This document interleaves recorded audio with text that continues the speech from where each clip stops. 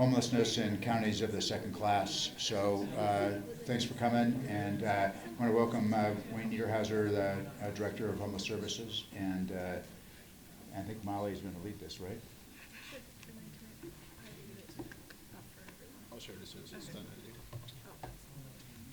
As they finish setting up the tech, thanks everybody for being to LPC a little early. Here's where we're at in terms of timing for the session.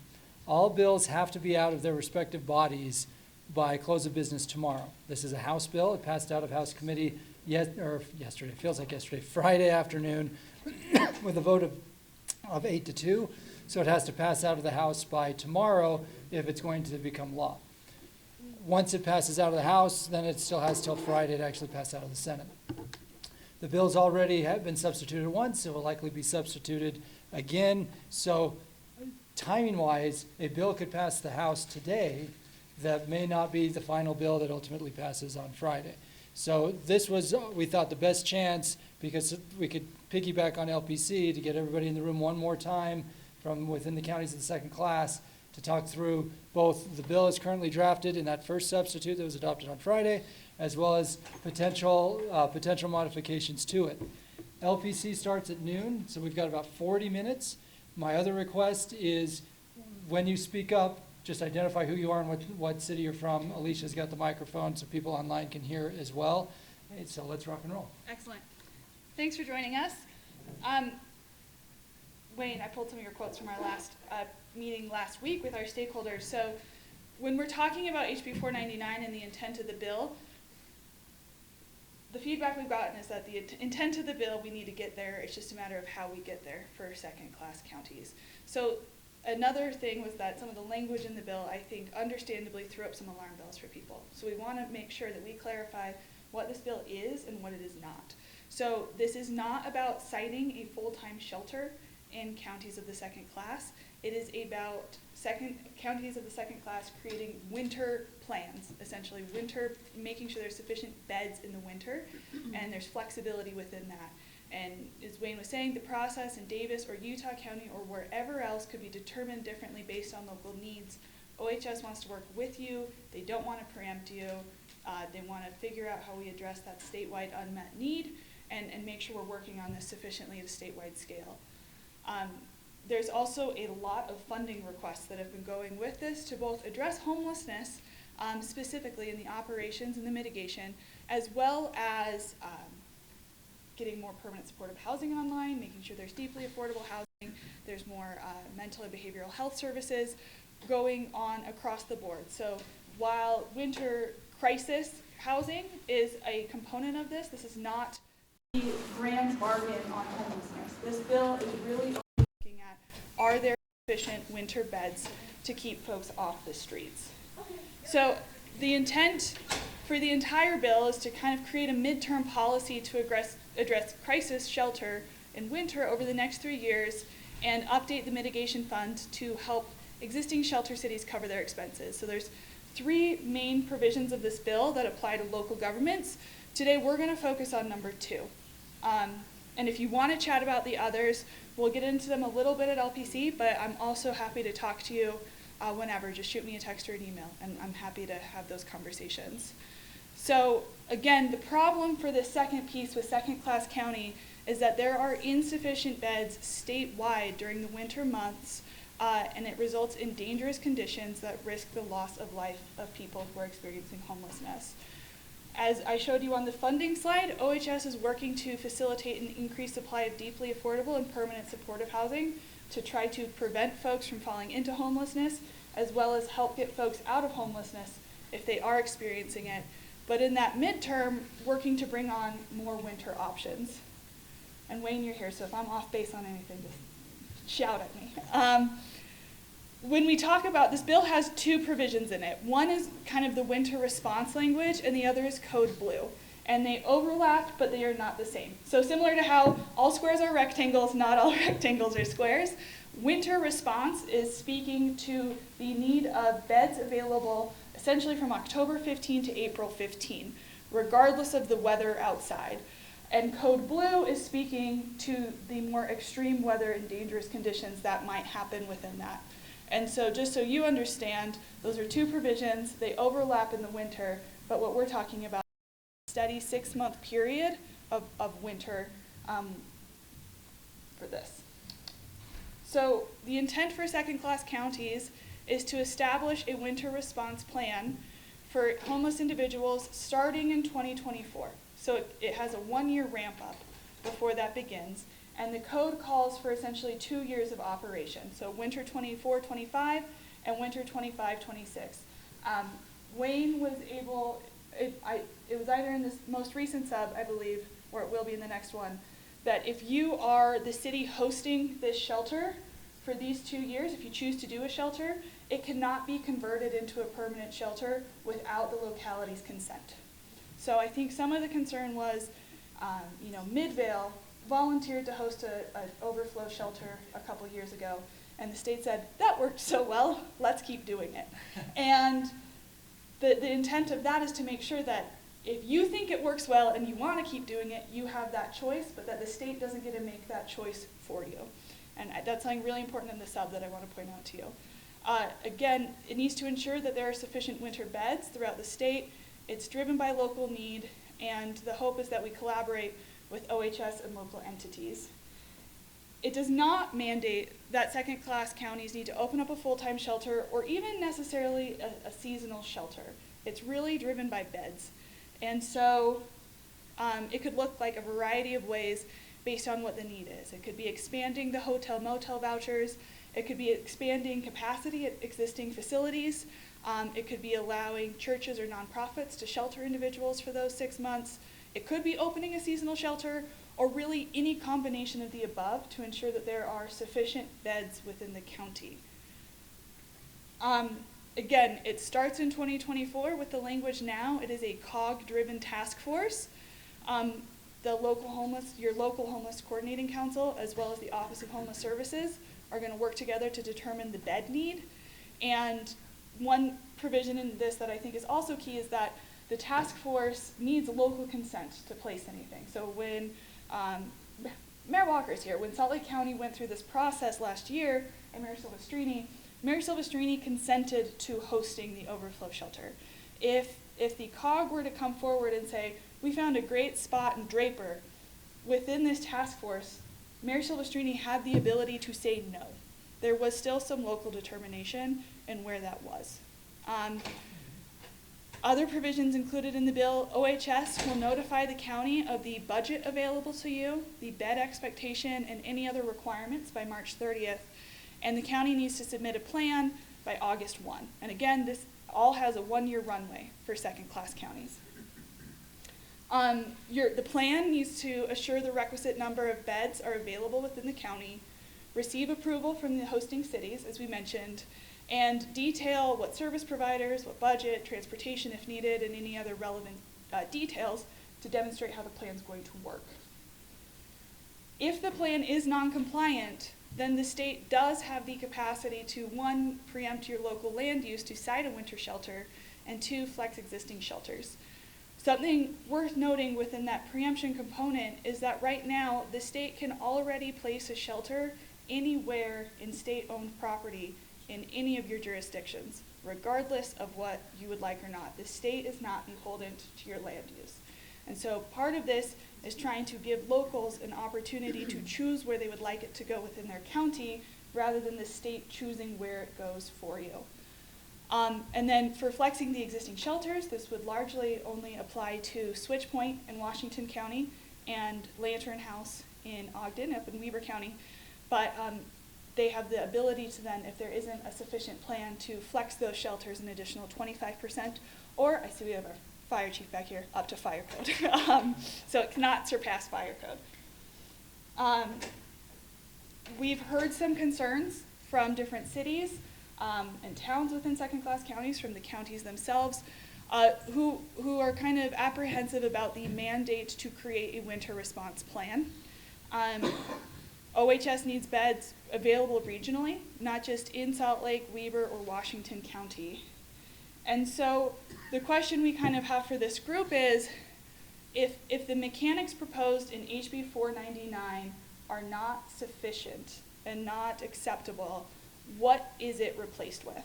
Knowing that essentially we have flexibility with how we get to point B, but the expectation is that we get to point B. And that point B is there needs to be sufficient beds by winter 2024 in second-class counties.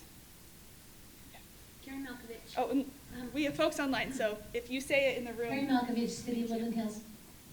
So, sufficient beds. So who determines what the sufficient beds are prior to us putting in our plan? Is it our responsibility, and then we showcase that we have sufficient beds, or is somebody else giving us the number and then we have to showcase? Yeah, it's a great question. So it would be a partnership, as the bill is drafted now, between your local homeless council, so MAG in your instance, and OHS. And so they would look at the data of who's unsheltered in Utah County in this instance, what are the available resources, what's that shortfall between the two, and then they would come in and say, you know, this winter, Utah County needs to have an additional, and I'm reticent to throw numbers out, but like needs to have an additional 100 beds available for folks from October 15 to April 15.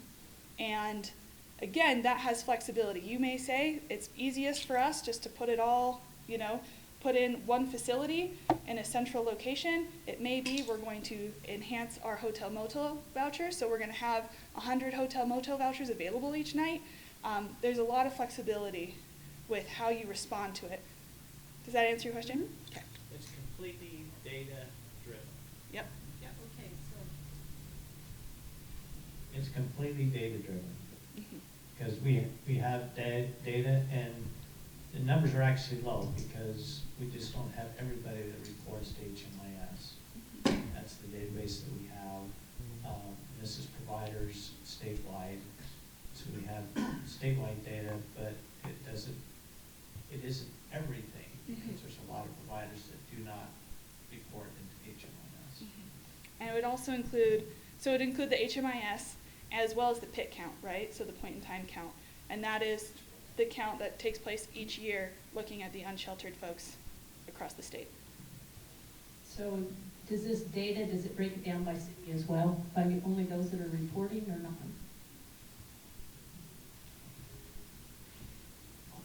It depends on if you have a shelter or I shouldn't say shelter, I should say any provider in your city. So there's a lot of DV shelters across the state, but there's only a few actual, what we call a homeless response shelter.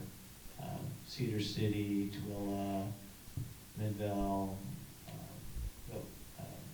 and the big ones that we talked about. But so unless you have a provider that provides data into HMIS in your city, we probably don't have any information on that city.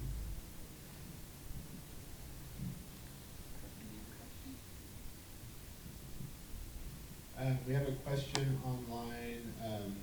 Bill Wright, if you would like to speak, you can do so.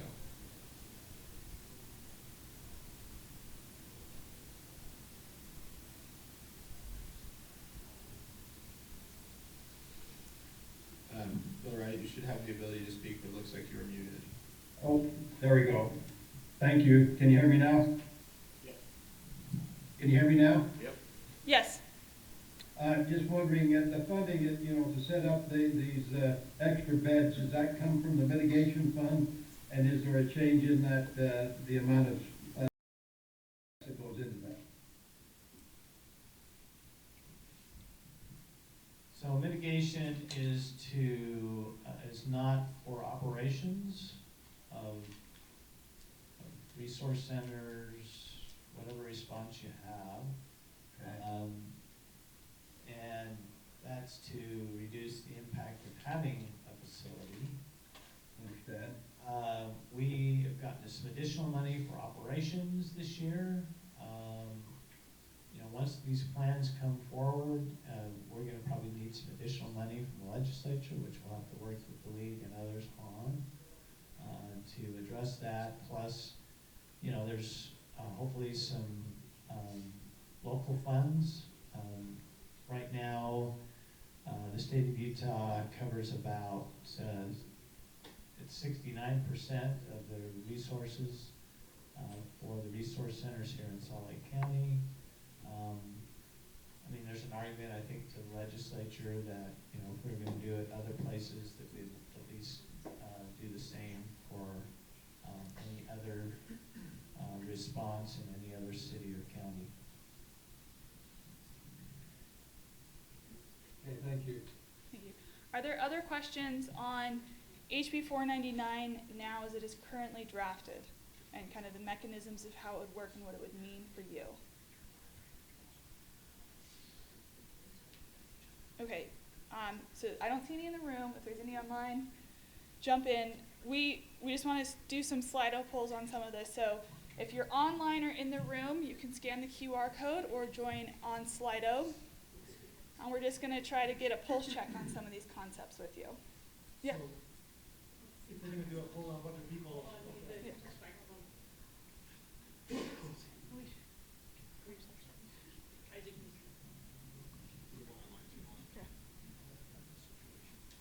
Just prior to any polling on where people are at on this language, I'd like a chance to explain the COG position and discussions. Sure.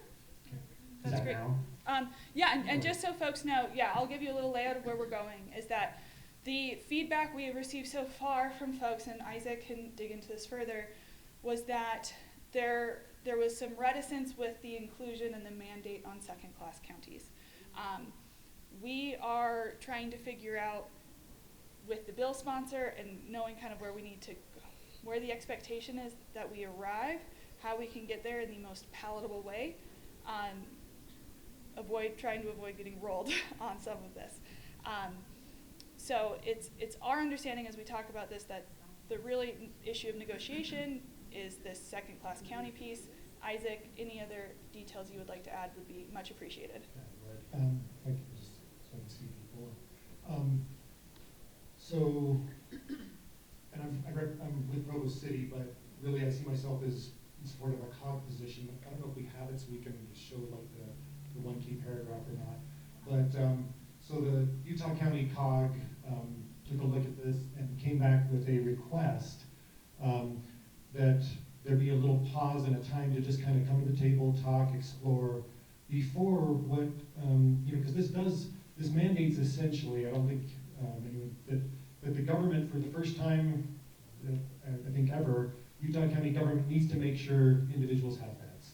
And that's a premise that we feel like deserves some thought. We need to think through where does that leave us in 90 years if we've decided that we're going to decide how many need a bed in the winter crisis situation, and the government's going to ensure that there's a bed for each of those people. That's a big one, and that's when we'd like to, you know, have homelessness services come talk to COG and maybe go. So what the request was essentially was, give us some time to do that, to engage. We know that this mandate is looming, and certainly have everybody's attention. Let us engage and maybe have some of those philosophical discussions and where does this go, decades out discussions, because again, this is a very new concept of government's got to ensure there's a bed, and we can just see how that's and it's under only certain circumstances, of course. It's the first time that notion is introduced for the government entities. So the discussion that's been on the table, I know Representative Brammer has some alternative language. In fact, I think I can just...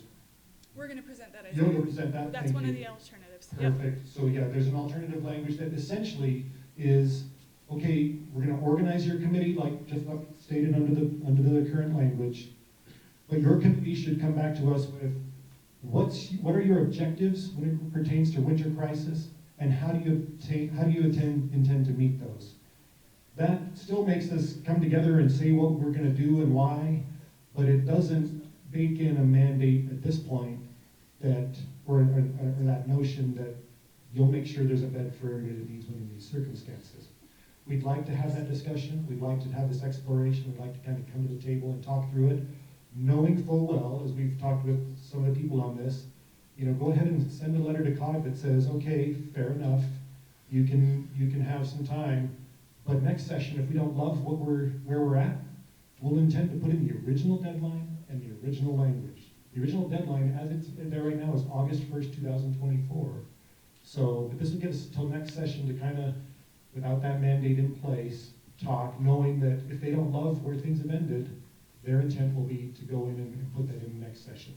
So that is the essence of the COG position. And I just wanted to make sure everybody knew that before we maybe get into what we'll do here. So thank you. Perfect. Thank you, Isaac. And yes, so to be clear, we're voting, we just want to pulse check in all three things, right? And so, Carson, I think we had a clarifying question come in online. So if we can get that, and then Wayne, I know, do you want to respond to Isaac first before we get the? Well, it's just, I want to clarify. Okay, yeah. I just want to also clarify from the Office of Homeless Services, my position is that the intent of the bill is that there be a plan. Now, yes, when you have a plan, you would think that would be an executable plan, but and that plan would be based on data-driven.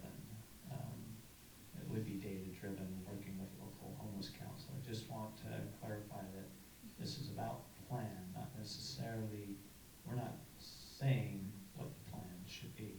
That's going to be a process in York County. And then,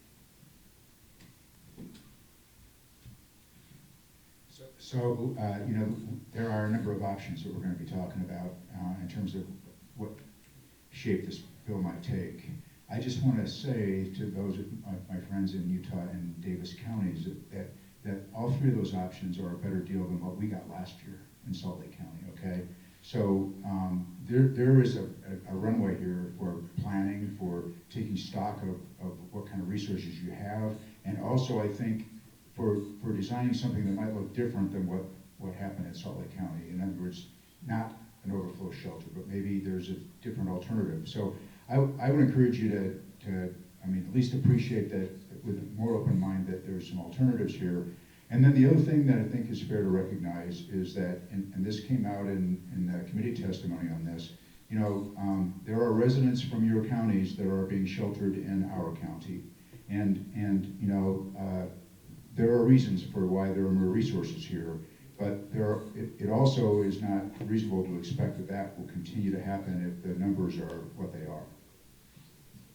okay, so we have about 10 more minutes, and I want to make sure we have time to get through the two other proposals. So we did the name, so next if you'll let us know your title in the Slido poll.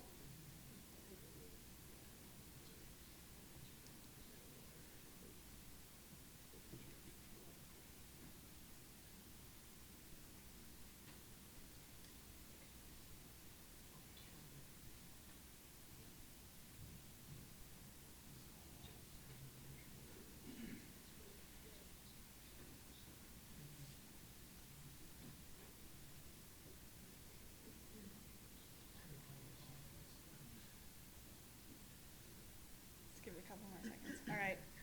And then what entity you represent. So if you represent a city, if you represent a town, if you represent the county, if you're one of our service providers, let us know.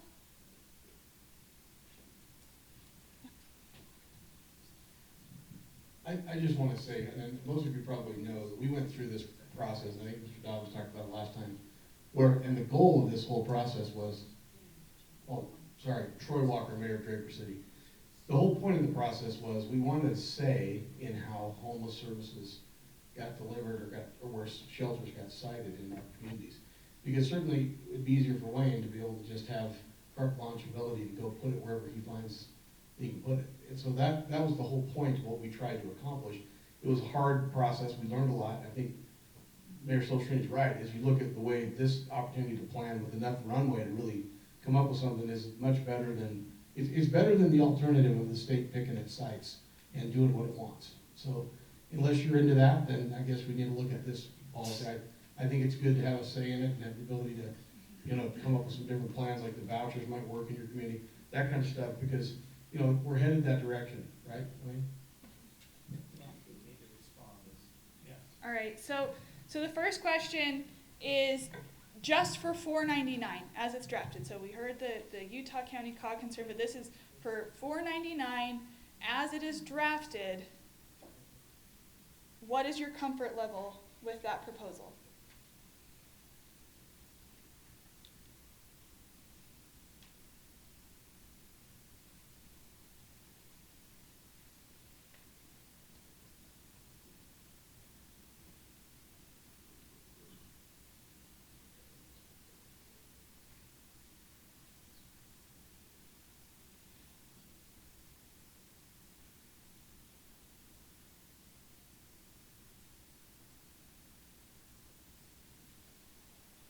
Okay. Give you. Okay, thank you. So the next, Isaac mentioned that Representative Brammer was working on a substitute. This is the substitute language as we understand it, as we received it. So essentially, second-class counties shall provide an overflow plan to OHS demonstrating their objective, and the objective will be locally determined by working with the local governments, the LHC, and other housing and service providers, and provide assurances as to how the county will meet that stated objective. So it's a locally determined need with data, a locally determined solution with data, and OH is there to provide support. Wayne, am I communicating that? Yeah, I mean, Representative Brammer's not here, but he's in essence, that's the language he's proposing potentially in a substitute. Isaac, is there anything you want to add to that, or? No, I mean, I have the actual language if you want me to read it. I do have the language if we want to read it. I'll just read it. Yes, so it separates counties of the first class and second.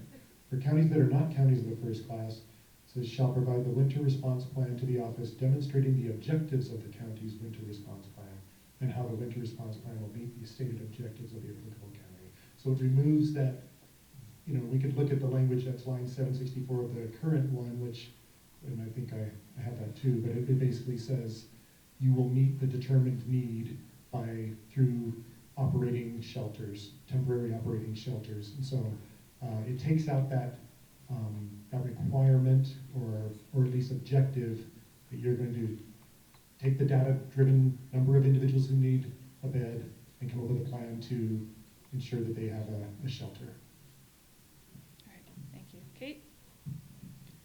Can we get some clarification on what the role of cities will be under Representative Brammer's proposed amendment? Because this sounds, from what you've read, Isaac, and from what's up on the screen, like cities are removed from this process and it falls entirely to county governments to figure this out.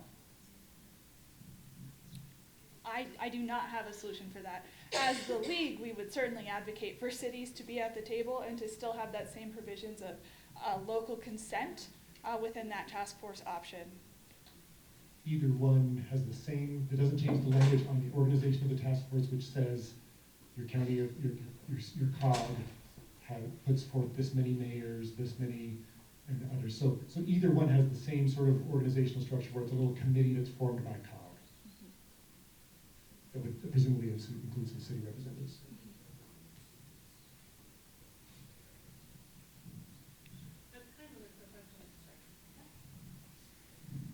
So Kate Bradshaw, Bountiful, the current drafted version of the bill is clear on every city in that county getting to participate.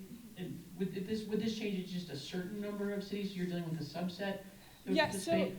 great question. So as 499 is drafted right now with the task force in second-class counties, it is the chief executive of the county or their designee. So that would either be the chief commissioner, or they could defer it to the person over Health and Human Services, would likely what that looks like. It'd be the chief executive for each city or town within that county. And those would be the voting members. So those would be the people who have power to determine where it goes. The way the bill is drafted now also has, the way the bill is drafted now, it also has a non-voting member from OHS to provide guidance, a non-voting member from UAC and the league, 3 members of the LHC, so your kind of service providers, and then in the sub there was a provision added to include 2 people who are currently experiencing or who have experienced homelessness. So that is who is on the task force as the bill is currently drafted. The The Brammer language is fairly limited to that component, so I'm assuming that the rest, and based on what Isaac said, the rest of the bill would stand. So it's just kind of tweaking that provision. I saw Mark's hand go up.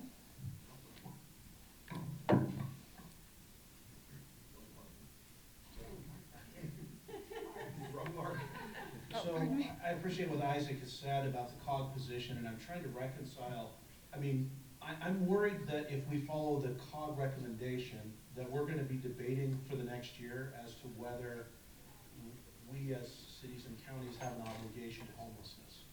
And is that an incorrect assumption of that statement, Isaac?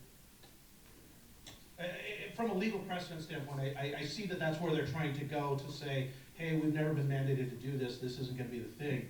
And I guess my question is between these two bills, does that actually put us in a worse position next year? Because we're gonna have then 3 months after the legislative session to have something in place. And I'm just not convinced the philosophical side of that argument to spend all the time in debating whether or not there's an obligation for homelessness.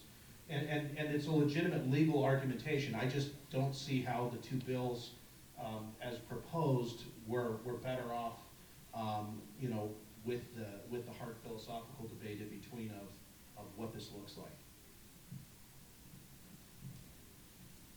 And the Brammer language would not really, in any express way, contemplate that philosophical discussion, but it does allow an opportunity for it without the mandate in place if there is one. There will still be a requirement to address the exact same issue. It does remove the language that says that you will come up with a plan through operating shelters to get beds for everyone who needs one, and that's a big, that'd be a huge, we just envision more of a collaborative thing. So yeah, I don't know where the philosophical piece goes, if anywhere, but it at least allows a chance without that piece of that mandate in place, which would be, I think, a huge, there'd be a lot of gratitude from the Utah County electeds, and let us come and explore, and maybe that's where it's going to end, and maybe there's something different or better. Don't we anticipate, though, that And sorry, while this, Mark Christensen with Saratoga Springs, don't Thank we you. anticipate, though, by making this argument, that there will be a very clear mandate from the legislature that homelessness is your priority, referring to all of us? I mean, don't we think that by trying to take this position, we're going to statutorily force them to take a position that will mandate it, and probably do so in a way that leaves no room for us to try and argue that there's not an expectation there? and I'm gonna have Isaac respond. The poll is up, so so if you know how you feel about this now, go ahead and vote. If this discussion is shaping how you feel about it, that's great. But we need to wrap this meeting up in 7 minutes and need to discuss the third option as well. So just bear that all in mind. I didn't hear anyone at COG express anything about no role, or we don't need to come to the table, and we don't need to address it. In fact, they expressly said we are not requesting any change to the proposed increase in mitigation funds upon each of the cities that voted on this, and it was unanimous. As much as they need every penny, they are not asking for a change to that. So there is no communication that there's no role here, or that we're not ready to come and talk or help. But the one request was, rather than embrace this idea that the government will provide beds for every needed person in a winter cold, boy, that's a bold proposition, and we'd like to discuss it and work on it without that in place. All right, thank you. One more comment from Kate, then we're gonna move on to the third alternative. Kate Bradshaw, Bountiful. I have a question for our county friends in the back. It's my understanding, but I'd love for our county friends to tell us that the Davis County Commissioners are in support of the bills currently drafted. So that's my understanding. I'd love for them to correct us if that is incorrect. And the other thing I would say is, outside of some of the Salt Lake County participants in this meeting, I spent a significant amount of time in homelessness meetings over the last year, and I was deeply concerned that Davis County and other second-class counties would find that the treatment they received under this new draft bill would be the same as what happened in Salt Lake County and what happened with Midvale. I was pleasantly surprised that all of the work of league staff and those that have been involved was heard. And I think we are under, globally here at the legislature, attack that we as cities, we need to be dictated to because we aren't willing to do hard things. And I don't know about the rest of you, but I decided to serve in local government because I wanted to solve problems, whether they're potholes or things that are just a little bit bigger like homelessness. I want to get things done, and I want to be in the trenches, and I want to be engaged with all of you doing that. And I think the original draft of this bill absolutely gives us that opportunity and puts us in the driver's seat in our local communities and within our counties to do so. And I would hate for us to fulfill the prophecy that the legislature believes of us, that we aren't, as cities, able to do hard things. Thanks, Kate. UAC, do y'all want to respond to that, or? Okay. Okay. Word is Kate is correct from UAC. Okay, so the second alternative, third option overall is essentially removing the mandate this year, risking a mandate next year with an assessment in counties of the second class. So some of the feedback we had received as well was that there are services available in second class counties. We just need to do a better job of communicating what they are.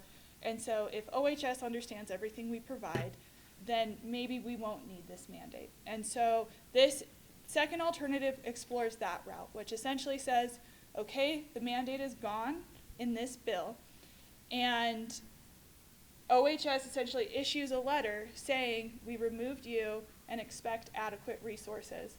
And if there aren't adequate resources, a mandate comes next year.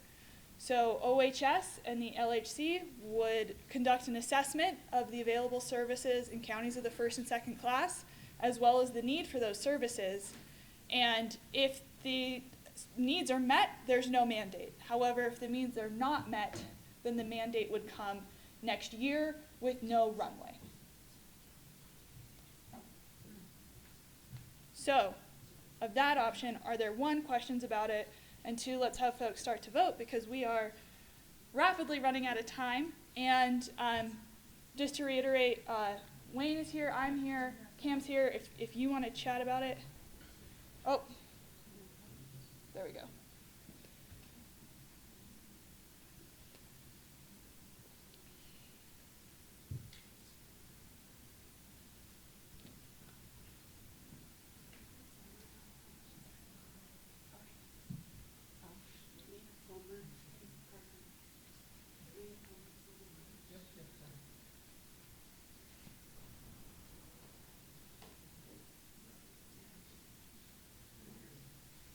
Sorry, our online folks were coming to you. We had a technical issue, but we're coming back at you.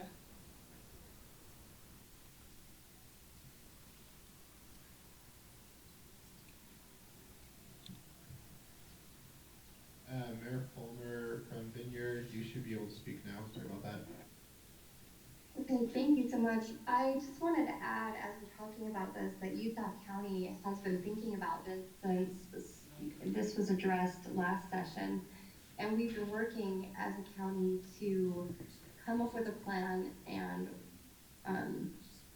work towards a root solve for some of the homelessness that we're experiencing. And I think that we're all in agreement that coming up with an inventory for selecting a plan is good, but the concern is that this plan will continue to build on itself and possibly constrain what our study shows, or that we have to meet it in a similar way that's being done in the first class county or that's being delegated to us, instead of using the study that we're working on to engage homelessness at our policy institute. And so we're looking for this leeway so that we can finish this study and work with our universities that are really delving into this before we kind of just start moving in this path of this legislation that will constantly come back before we really know the results of that. Thank you, Mayor Fulmer. Those were helpful comments. Two things I would just want to make sure people have in mind is, one, Wayne, correct me if I'm wrong, I think that this assessment could easily fold into what is considered of kind of controlling your own destiny. And two, the plan again is for second-class counties for 2 winters. It's for 2024, 2025, and 2025, 2026. And it would require new legislation to expand beyond that, and that's not to say it would never come. I don't want to, be granting any false assurances there. But I wonder if that kind of meets the crisis need or not. I don't know. You raise a really good point, Mayor Fulmer.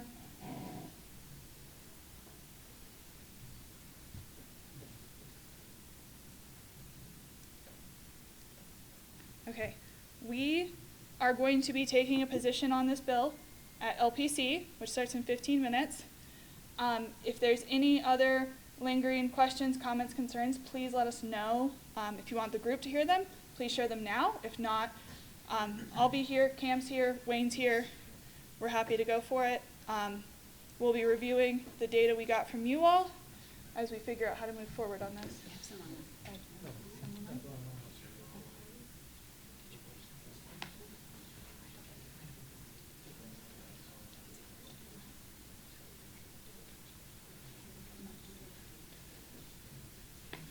Okay, going once. Any other final questions? We have Wayne here, and I want to thank Wayne over the last, throughout the session, but particularly over the last few days. He's been incredibly responsive as we've been having the discussion back and forth. And then for those of you, there are a handful in here from Salt Lake County, but for everybody else, Wayne and his team was with Mayor Walker and his team every month last year during the House Bill 440 process. Molly attended those on behalf of league staff to monitor it. I was there for a lot of them, but Wayne's team has been incredibly collaborative through that House Bill 440 process, and as the conversation has transpired about what comes after House Bill 440 in the other counties. So Wayne, thank you for your partnership with local governments. Going once, going twice. Nope. Counties, UAC, anything you guys want to say? Oh, and Ken, see, I knew if I waited, so Ken's going to speak up first, then we'll go to Brandy. My question is really simple. How many counties, which counties are we talking about besides Davis? Yep, great question. So we're talking Weber and Washington. Salt Lake County, continuing on, Weber, Washington, Davis, Utah. For now. County is close to becoming a county of the second class as well. They're right on the boundary. So they're probably 2 years away at this point. Yeah, Brandy Gray, CEO of UAC. I would just say, obviously, Washington County has some unique circumstances that they're wanting to make sure are considered. Davis County, I think, has expressed a lot of passion about just wanting to share what they're already doing. And so I think, in generalities, they're supportive, but looking forward to being able to really identify and point out some of the things that are already taking place, that are already existing, and will aid in meeting the requirements of the bill. I don't see anybody from Washington County. Mark and Mara, is there anything either of you want to add from? I realize you're Ogden as opposed to the county of the second class, but you've been in this space for quite a while. So, anything you want to add from perspective of a city within a county of the second class? It's an interesting discussion when you've been involved in it for many, many years as opposed to not.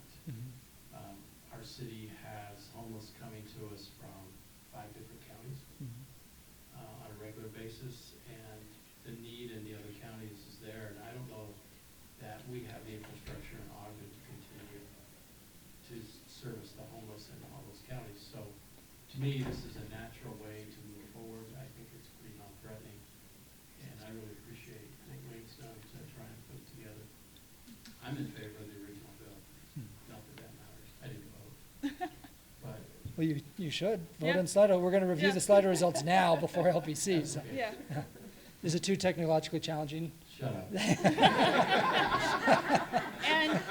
And just to follow up on that, what Mark said and Mayor Silvestrini alluded to is true from the data we have received from OHS, and they're working on refining it now, but Weber, Washington, and Salt Lake, the counties that have the permanent year-round shelters, yes, primarily cater to the folks from their county within their own jurisdiction, but they also heavily service folks from Davis, from Utah, from Cache, from one another, And so that's kind of where the data is now with this as well. Just one last comment is, no matter where this goes in session, know that we have data, and we're willing to provide whatever you need. We're there to help. So we are a resource to you. Thank you. Okay, thanks everybody. Go grab a lunch and we'll see you in here in just a few minutes.